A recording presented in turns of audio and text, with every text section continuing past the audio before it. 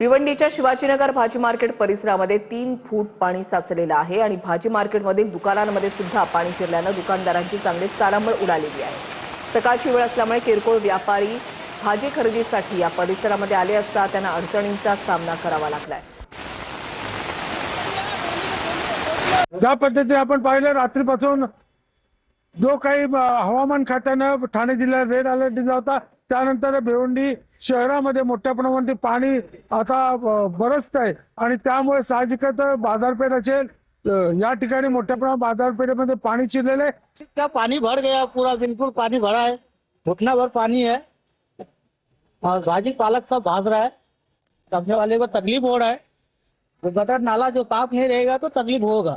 त्यासाठी आपत्कालीन यंत्रणा या ठिकाणी सज्ज पाहिजे, परंतु कुठेही आपत्कालीन यंत्रणाचे कर्मचारी दिसून येत नाहीत। भिवंडी संजय भोयर, TV9 मराठी। इकडे खेडमधल्या जगबुडी नदीनं इशारा पातळी ओलांडलेली आहे। नदीकाठच्या गावांना सतर्कतेचा इशारा देण्यात आलाय। मुसळधार पावसामुळे जगबुडी नदीच्या पाणी पातळीमध्ये वाढ झालेली आहे। खेडमधली जगबुडी नदी जिने इशारा पातळी ओलांडलेली आहे। कोकण पट्ट्यामध्ये गेल्या आठवड्याभरापासून पावसाची रिपरिप सुरू असल्यानंतर आता पावसाने या ठिकाणी जोर धरलाय। परिणामी नद्यांच्या पाणी पातळीमध्ये वाढ झाली।